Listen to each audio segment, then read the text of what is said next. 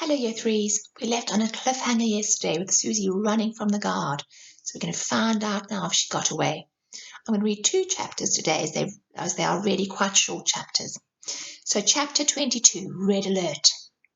With a mounting alarm, Captain Neoma read the hastily scrawled report the Troll Territory Observer had just handed her.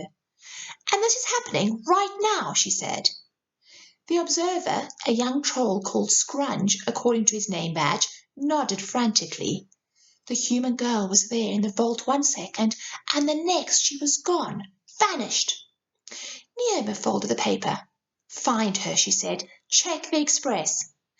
Scrunge nodded and dashed back to his desk, while Neoma made straight for Lord Meridian's office. Sergeant Mona had the good sense not to stop her as she marched straight up to the door and threw it open, ignoring the strictly no admittance sign. Meeting or no meeting, this couldn't wait. My lord, she started, before trailing into silence at the remarkable scene that met her eyes. Lord Meridian sat in one of the leather armchairs, calmly reading a book, while on the floor at his feet lay the Berserker Chief.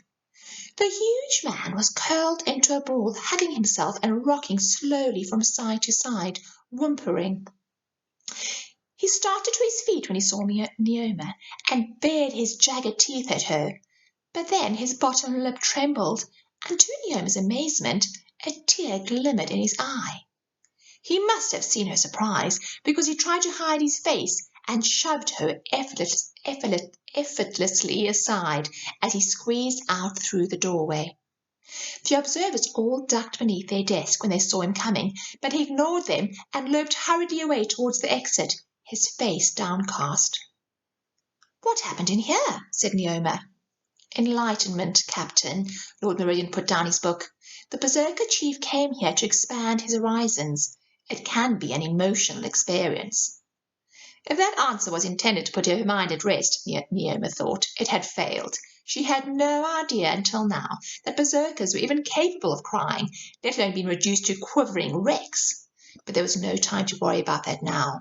She handed him the folded paper. "Crepusculars closed in on Frederick and the girl in Trollville, my lord. I'm taking a squad out to extract them, and I'm not taking no for an answer." Lord Meridian had scanned through the note and risen from his chair before she had even finished speaking. Blast, I should have anticipated this. He shooed her towards the door. "Put your team together and take my personal train. It's the quickest we have." "Thank you, my lord." But as she hurried to gather her troops together, she found that she was unable to banish the memory of the Berserker Chief's eyes welling up the second before he had turned and fled. Yes, fled, because she was sure now that he had been running from something. And berserkers never ran, just wasn't in their nature. The Chancellor of Wolfhaven had stormed out for a meeting as well. What was going on in that office? She pushed the thought to one side. All her unanswered questions would have to wait. It was time to fight at long last. She had a union to save. Chapter 23. Back up to speed. A tinkling of glass. The fragments of the jar scattered across the floor and were promptly ground underfoot by Crepuscular, who snatched at the empty air where, from her perspective, Susie had been standing less than a second earlier. Fletch finished his flying leap for the wand and landed empty-handed. By the time he regained his feet, looking round in confusion, Crepuscular was sifting through the shards of glass with the tip of her cane, her back to him. He crept silently towards the edge of the room, hoping to make a discreet exit before anyone thought to notice him again.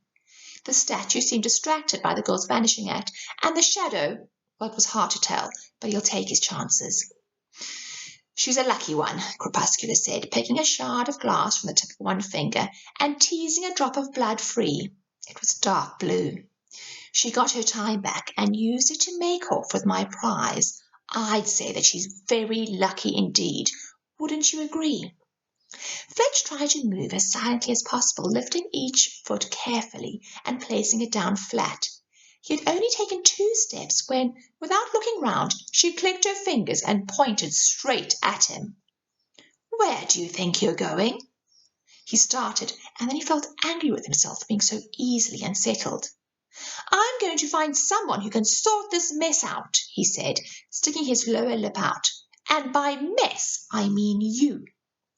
"Charming," she said flatly, but I've not finished with you yet. Well, I've finished with you, you old hag. He shook his fist at her. Now that he was speaking his mind, he found his anger came tumbling out, driving him onward.